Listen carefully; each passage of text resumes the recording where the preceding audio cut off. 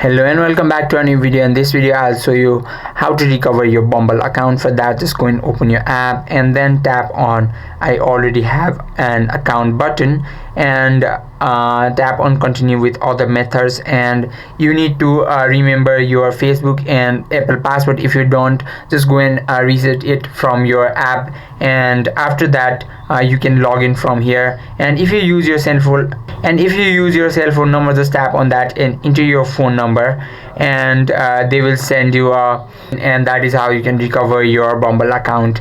And if you have got banned or anything, you just need to go and open your browser, and there you need to type Bumble Web Center, and then they will take you, and then tap on the first website. There you need to tap on chat with us button, and you can tell them your problem, and you cannot log in, you are having trouble, and they will help you out. And I hope this video helped you out. If you have any questions or queries, just let us know in the comment section. Thank you for watching.